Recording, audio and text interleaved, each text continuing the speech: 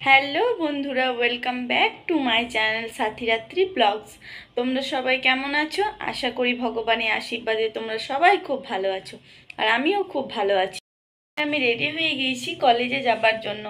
হয়তো তোমরা এখন সকলে ভাবছো কলেজ যাচ্ছে অথচ কলেজ ড্রেস পরেনি কেন দিদি ভাই। অ্যাকচুয়ালি আমাদের আজকে বুধবার আর শনিবার আমাদের কলেজ ড্রেস না পরে গেলেও চলে, মানে কলেজ ড্রেস বাদ দিয়ে ঘরে যে সমস্ত ড্রেসগুলো পরি সেগুলো পরে যাবারও কলেজ অ্যালাউ আছে। ওই কারণে আমি একটা কুর্তি পরে নিয়েছি। আমি একদম পুরোপুরি রেডি হয়ে গিয়েছি। পুরো রেডি হয়ে গিয়েছি বলতে বলতে মনে পড়লো আমি তো আই কার্ডটাই পরিনি, তাহলে আবার পুরোপুরি রেডি হওয়ার কি আছে। বেশ ঠিক আছে, আমি আই কার্ডটা পরে আসছি, দাঁড়া। আই কার্ডটা পরে নিয়েছি, এবার আমি পুরোপুরি রেডি। এবার চলো তোমাদের সাথে দেখা হচ্ছে কলেজে গিয়ে। তো তোমরা ব্লগটা কন্টিনিউ করতে থাকো, আশা করি তোমাদের ভালো লাগবে। আমি পৌঁছে গিয়েছি একদম কলেজের সামনাসামনি। এবার কলেজের মেন গেটটা ঢুকবো বলে ফোনটা ব্যাগে ভরে দেবো, তাই তোমাদেরকে একটু দেখিয়ে দিলাম। ক্লাসে এসে বসে পড়েছি। তখনও পর্যন্ত আমাদের ক্লাসে কিন্তু কোনো ম্যাম এসে পৌঁছাননি ক্লাস নেবার জন্য, তাই আমার একটা রেকর্ড বুক আজ সাবমিট করার ছিল, তাই যেটুকু বাকি ছিল সেটুকু একেবারে কমপ্লিট করে নিলাম। তারপর ম্যাম পরপর দুটো ক্লাস নিলেন, কারণ একটা ক্লাসে কিছু প্রেজেন্টেশন করে দেখানো ছিল, আর তার মধ্যে এইটুকু আমরা হারটা দেখতে পেলাম। ফার্স্ট হাফের ক্লাস পুরো কমপ্লিট হয়ে গেল।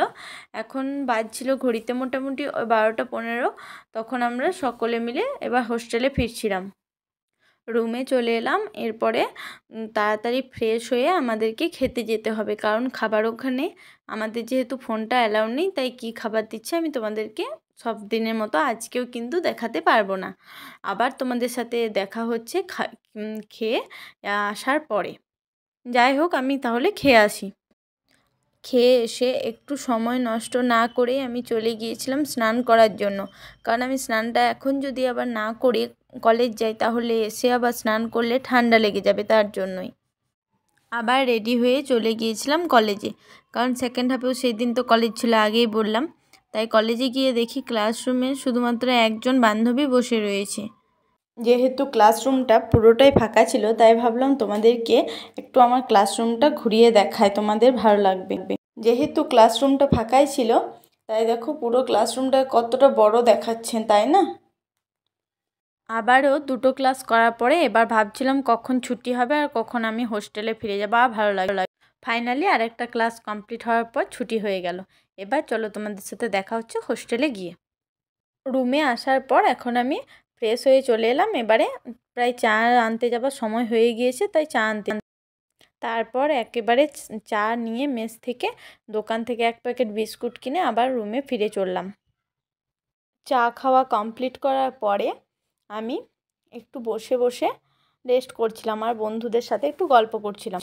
এইসব করতে করতেই ডিনারের সময় হয়ে গিয়েছিল। তারপর ডিনার কমপ্লিট করে আসার পরে একটু পড়াশোনা করতে বসেছিলাম। তারপর পড়াশোনা করছিলাম, ওরই ফাঁকে একটা বান্ধবী চা বানিয়েছিল, আর ও চা বানিয়ে আমাকে জিজ্ঞাসা করলো চা খাবি? আমি বললাম হ্যাঁ, যদি কেউ বানিয়ে দেয় তাহলে আর কেন খাবো না। দিয়ে ও আবার আমাকে 1 কাপ চা দিল।